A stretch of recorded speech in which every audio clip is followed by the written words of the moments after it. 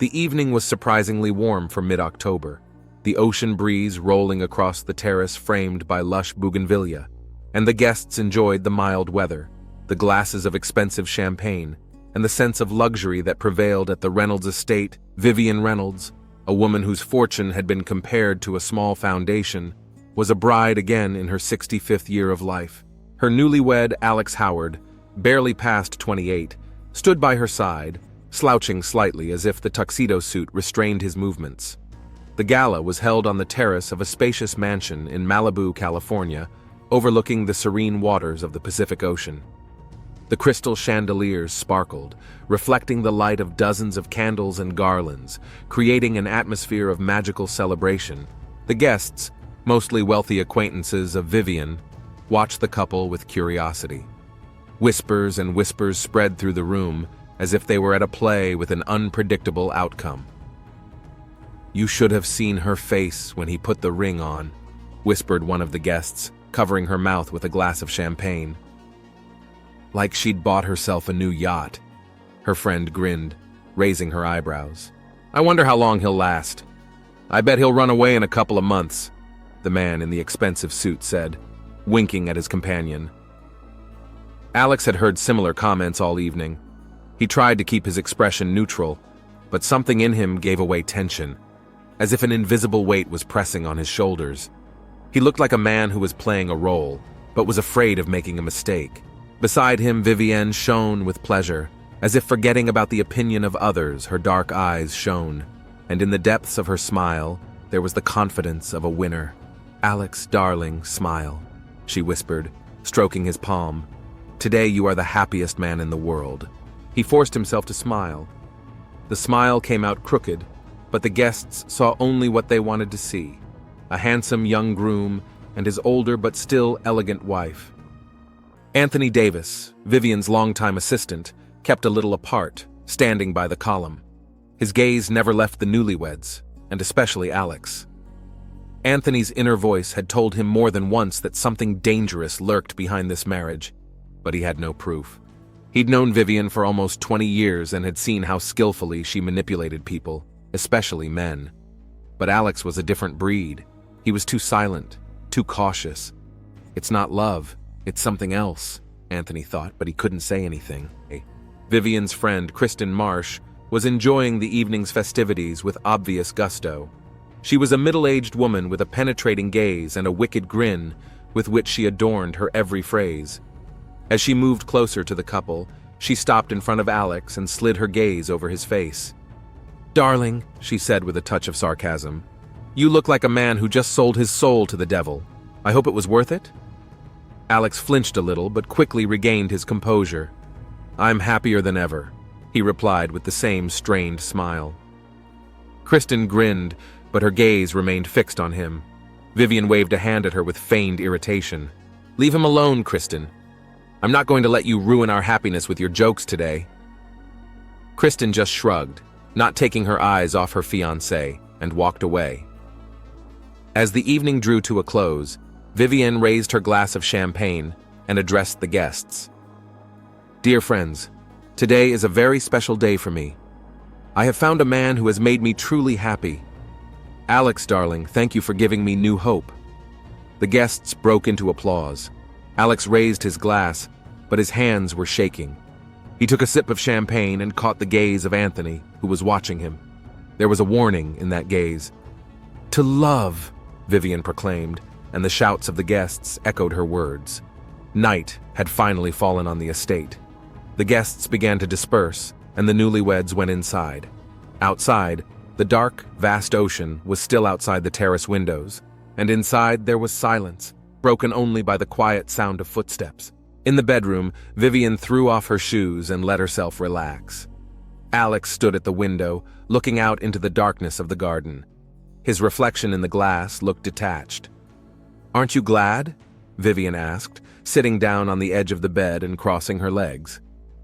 "Just tired," he answered briefly, not turning around.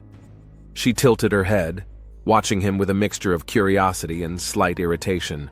"We're together now forever," she whispered, approaching him and wrapping her hand around his.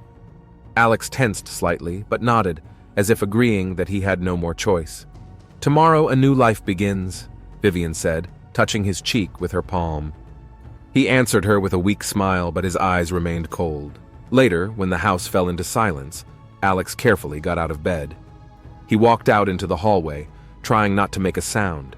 His steps were light and quick, like a man who wants to avoid an encounter. What he didn't know was that Anthony was already waiting around the corner. "Can't sleep?" the assistant asked quietly, leaning against the wall.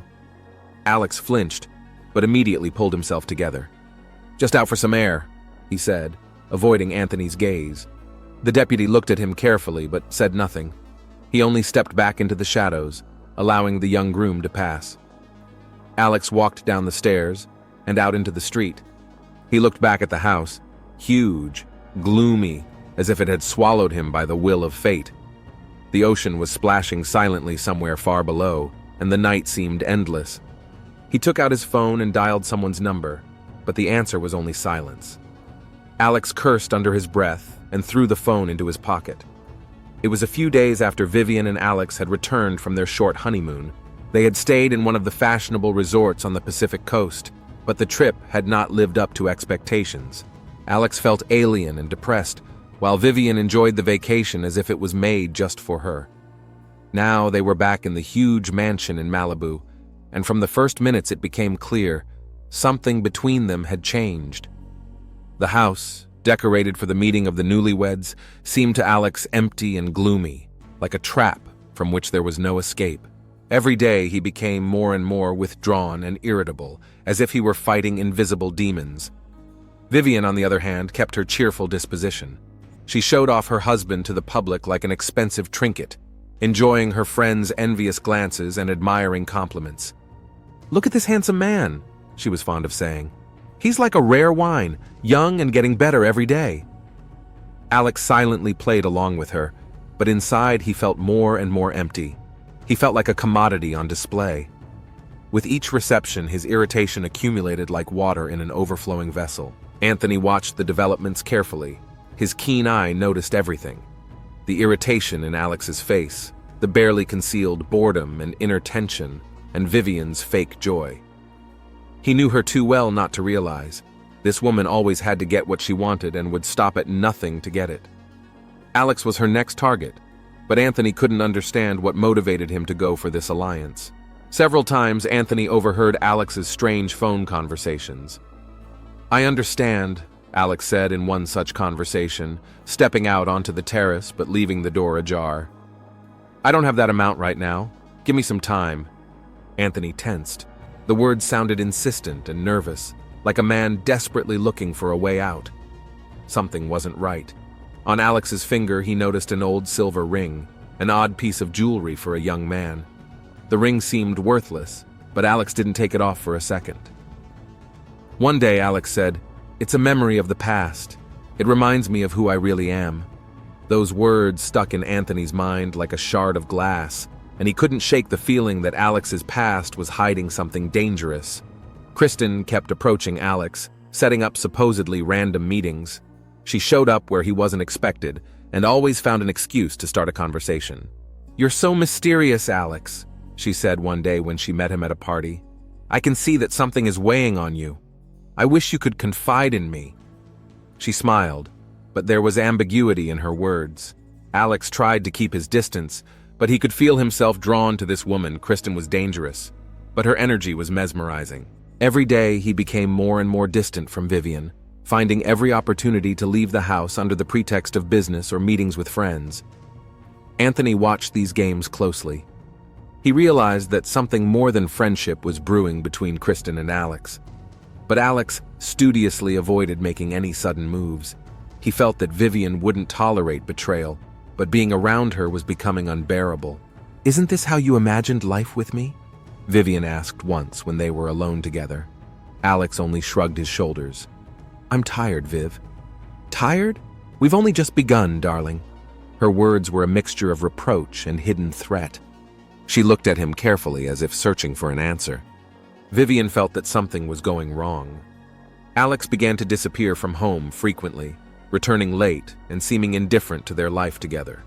He showed little interest in her company, and avoided talking to her. Vivian began to suspect that his honeymoon mood was fading, but she didn't make any sudden moves, hoping that it was temporary. One afternoon, Vivian threw an evening reception for friends. Alex looked aloof again, avoiding both conversation and contact with the guests. "You disappear too often, Alex," she said when they were alone on the terrace. "If this keeps up, I'm going to have questions." "You knew what you were getting into," he replied coldly. Vivian smiled, but her eyes remained dark and intense. "Don't forget, darling, that I always have the answers." These words sounded like a warning, and Alex realized that he was on thin ice. Evening had fallen on the coast, and Vivian's house was filled with silence before the dinner she had arranged for her closest guests were only 3: Alex, Anthony, and Kristen. Vivian believed that small, intimate gatherings helped maintain the semblance of the perfect life she had carefully constructed. The atmosphere at the table was tense. Everyone tried to hide their thoughts behind polite smiles and formal conversations, but it felt like there was more going on between them than could be said out loud. Alex looked exhausted and detached, as if he was mentally somewhere far away. He hardly touched his food and avoided Kristen's gaze.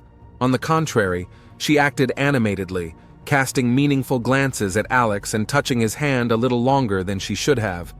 Anthony was as reserved as ever, watching the guests' every move and listening to the slightest nuance in their voices. He realized that this evening could be a turning point, but he didn't know what exactly should happen. At some point, Alex got up from the table and, muttering something about an important call, went out onto the terrace. Vivian, who had been watching him all evening, sensed that this moment was important. She was alerted by her husband's frequent calls and his remoteness. She quietly followed him out, hiding in the shadows of the portiere to hear the conversation. "No, I can't do this anymore," Alex was saying to someone on the other end of the line, his voice strained. "I'm not going to stay. Her money doesn't interest me anymore." Vivian squinted as she heard those words. Her body felt petrified, but she continued to listen. "Yes, I understand. But it's not working anymore. I have to do something." Alex was silent for a moment, listening to his interlocutor's answer. He ended the conversation with a sharp movement, threw the phone into his pocket and stood still for a moment, looking at the dark sea. Vivian stood in the shadows, her hands clenched into fists. Her mind was working feverishly. Her husband's words sounded like a declaration of war. When Alex returned to the table, Vivian put a cold smile on her face as if nothing had happened. Kristen continued to flirt with Alex, clearly enjoying the awkwardness of the situation. Alex seemed on the verge of jumping up and leaving, but held back, casting a grim look at Vivian. "Well," Vivian said with feigned ease, rising from the table, "I think that's the end of our evening. Alex, it's time for you to get some rest. We have important things to do tomorrow." Alex gave her a look that looked like he was ready to explode, but he kept silent. He disappeared into the back of the house, leaving Vivian alone with the guests. "He looks tired," Kristen remarked, playing with her glass of wine.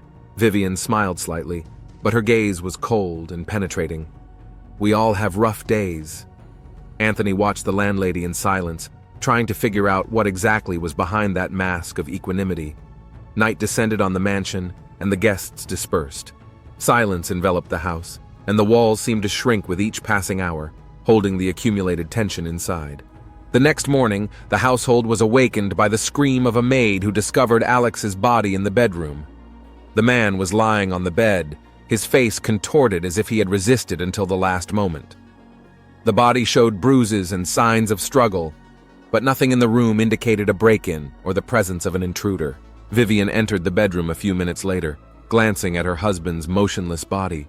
Her face remained serene, but something in her eyes betrayed an inner readiness, as if she had been expecting this outcome. Anthony stood behind her back, watching her every move. He thought he saw before him a woman who knew more than she wanted to show.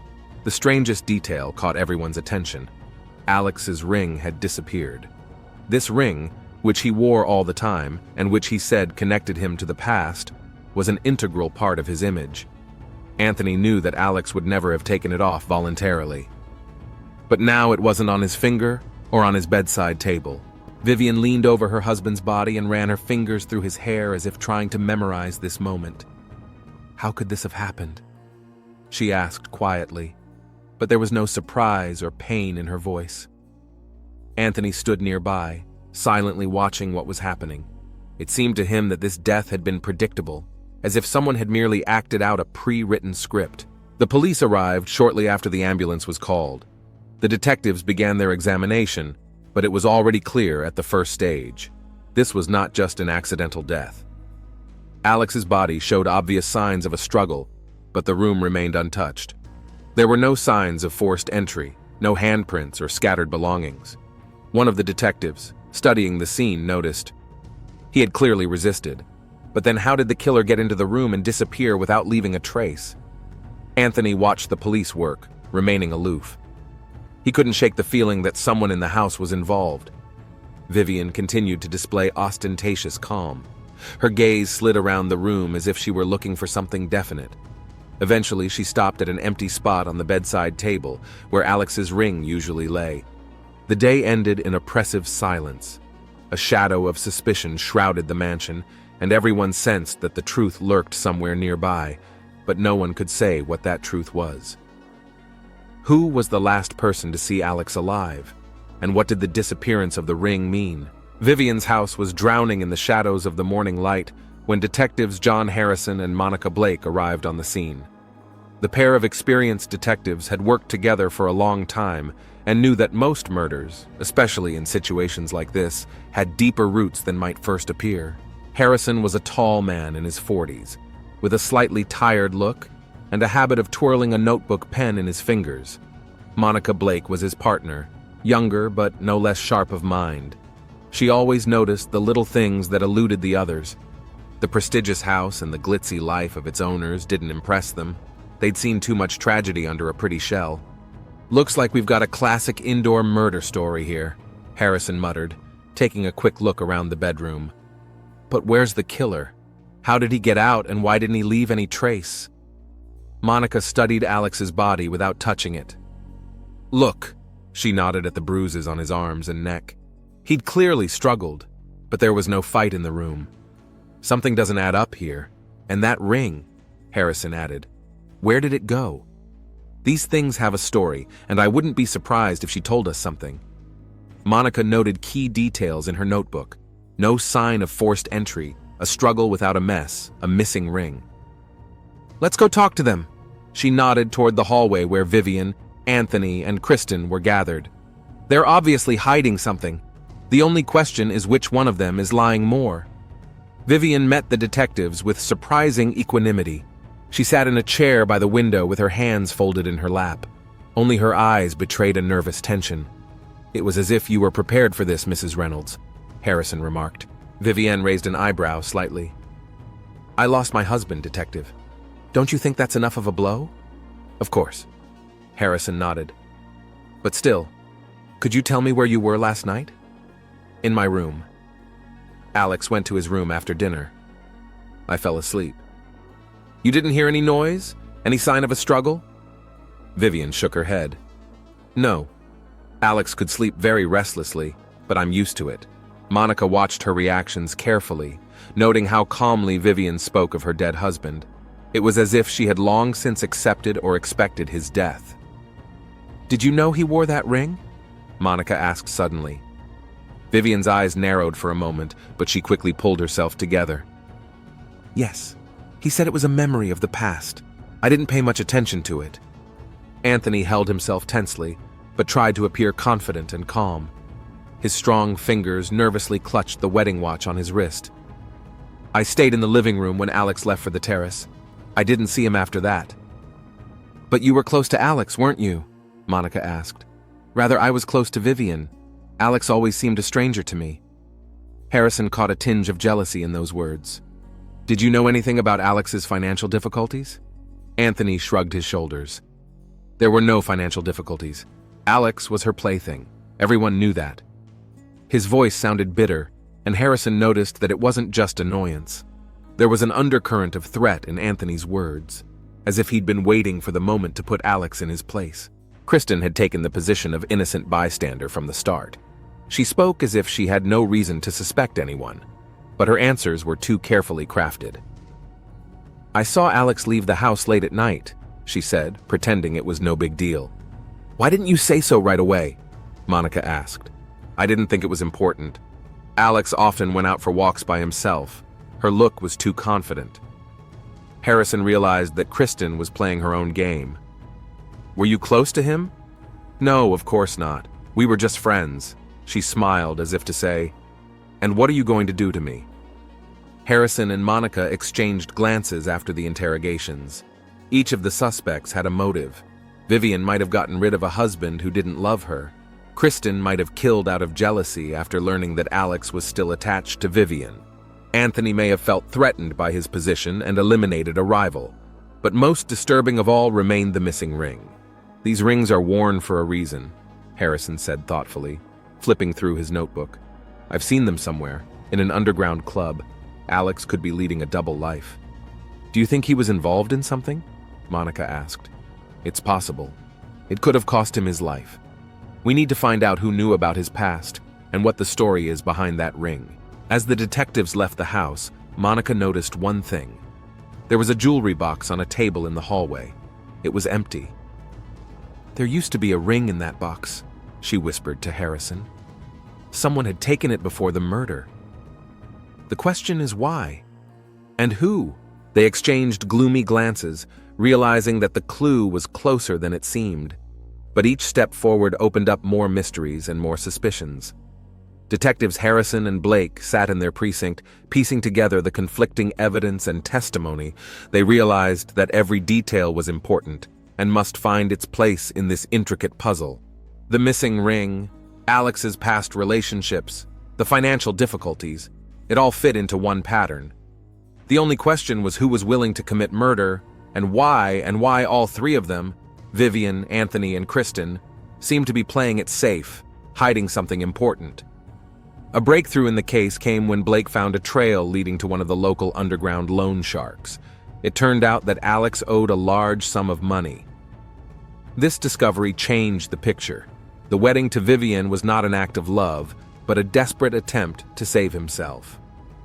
Detectives learned that Alex had hoped to rely on his wife's wealth to pay off his debts. But one thing he hadn't considered in this scheme was that the people he owed didn't tolerate betrayal. He was cornered, Harrison concluded, clutching his notebook. The question is, did anyone find out before he decided to run? This new information forced the detectives to revisit the suspects. Everything pointed to the fact that there was an underlying dynamic between them that had brought the situation to a murder. Kristen volunteered to have another conversation with the detectives. She looked exhausted and finally decided to spill everything she knew. "Alex. He was a part of my life long before I married Vivian," she began in a low voice. "We dated a few years ago, and back then I thought he was the man I would build a future with. But he dumped me when the opportunity to grab something bigger presented itself." Kristen admitted that she knew about Alex's financial problems and his plans to use his marriage to Vivian as a lifeline. Her voice sounded bitter. "He's always been like that, always looking for the easy way out. But when I found out he was going to leave Vivian the way he once left me, I realized he hadn't changed." "Did you know he was going to run away?" Monica asked, leaning forward. Kristen nodded. "Yes.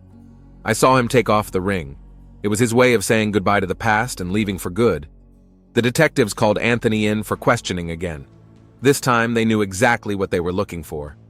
Anthony, who initially seemed like a loyal deputy, began to buckle under the pressure. "Did you see Alex about to escape that night?" Harrison asked sharply. Anthony avoided the detective's eyes, but then gave in. "Yes, I did," he whispered. "I realized he wanted to leave her, leave Vivienne with nothing, and she deserved better than that." Anthony couldn't let Alex hurt the woman he deeply loved.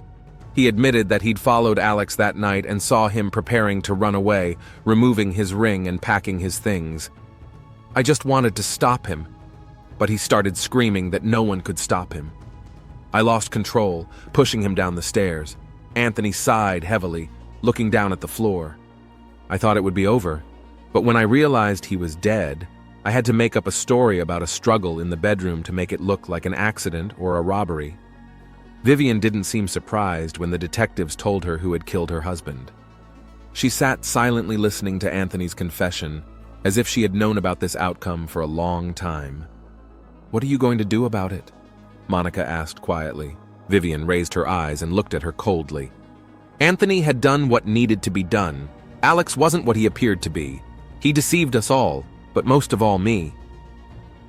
"Did you know he was going to escape?" Harrison clarified. Vivian smiled slightly. "Alex was predictable. I'd known for a long time that he wouldn't stay.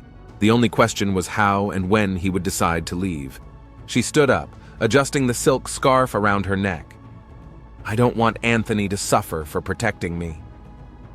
Monica and Harrison looked at each other. Technically, they had a confession and a motive, but the decision on how to proceed was Vivian's. The detectives left Vivian's house with the feeling that the truth had been revealed, but justice was too complicated a thing. Harrison remained silent as they walked to the car, but Monica couldn't stand it. "She's going to keep this case quiet, isn't she?" "I think so," Harrison answered quietly. Sometimes the truth is known not to bring justice, but to realize that it's too late to change anything. They got into the car and drove away, leaving Vivian in her luxurious home, filled with the shadows of the past. On the doorstep of the house, Vivian stood next to Anthony. She looked up at him with a smile that showed both gratitude and alienation. "It's over," she whispered. Anthony nodded, realizing that their relationship would never be the same. But he had done what he had to do, and that was enough for him. Vivian looked once more at the empty staircase where Alex's life had ended that fateful night. Her gaze was cold and penetrating, as if she knew that her husband's betrayal was only the beginning. Now she controlled her own destiny and the destinies of others. The finale was hers, on her terms. The evening was surprisingly quiet. The rain tapped lazily against the wide windows of the mansion, as if the air itself was sinking into mourning.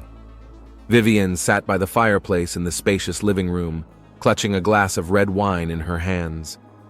The silence of the house after Alex's death had become suffocating, but at the same time, strangely liberating. It was as if all her fears and suspicions had now dissolved with his passing. Anthony entered the room so quietly that Vivian didn't notice him at first. He placed a tray of tea on the table as he always did, as if nothing had changed. He knew her preference for small things, only black tea with a drop of honey. It was such small details that created a special intimacy between them, invisibly binding them together all this time. "You shouldn't drink so much," Anthony said softly, sitting down across from her. Vivian looked up at him tiredly. She ran her hand over her temples, feeling the growing fatigue and the weight of what had happened. "Tomorrow is his funeral," she finally said.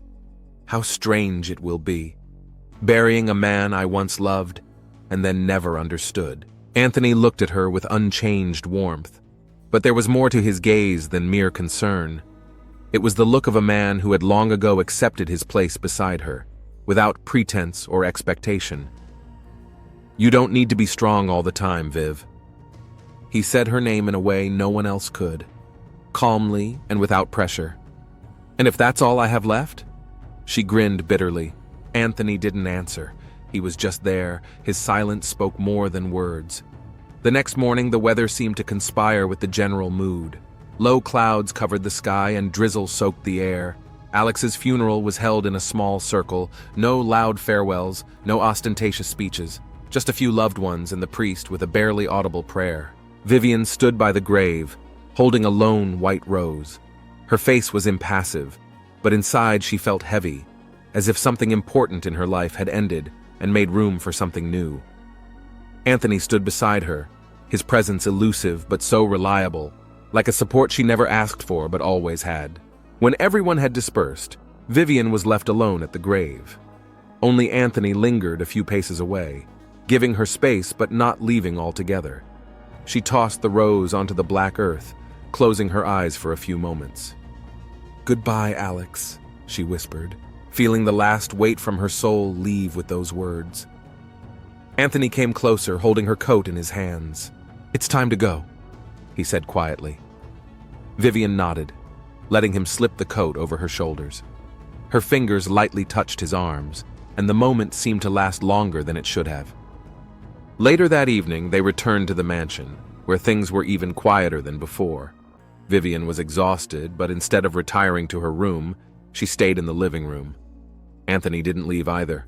They sat across from each other in silence, as if this silence was their way of coping with their loss. "You've been there for me all these years," Vivian said suddenly, staring at the flames in the fireplace. "Even when I didn't notice it." Anthony didn't answer right away, but his gaze warmed. "I knew you'd need it one day. You always knew more than you said," she said softly, leaning back in her chair. "Alex never understood me, and you always knew when I wanted to be quiet and when I needed someone to be there for me."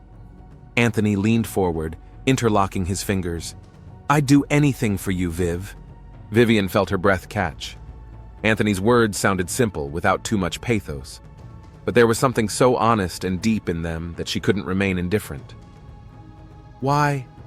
she asked, tilting her head slightly, looking at him intently. Anthony smiled a faint, sad smile. "Because I want you to be happy. That's all that matters."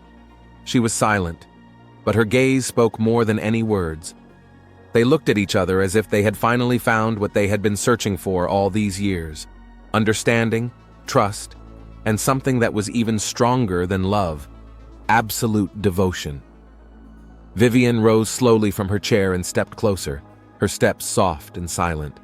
She stopped in front of Anthony, looking down at him. "Thank you," she whispered. Her voice was barely audible, but there was sincerity in it. Anthony stood up, their gazes meeting at the same level. He made no move to touch her, but in that silence between them there was something more than any physical touch. "You shouldn't have done what you did," Vivian said quietly. "I know," Anthony replied, not taking his eyes off her. "But I couldn't have done otherwise." She nodded again, accepting his words as fact. Finally, she allowed herself to do something she had never allowed herself to do before. She rested her head on his shoulder. For a moment, they both stood still, as if afraid to ruin the fragile moment. "I'll always be here for you," he whispered in her ear. Vivian closed her eyes, feeling his promise envelop her with warmth. She knew that despite all the loss, in this new world that no longer had Alex, she had Anthony, and that was enough.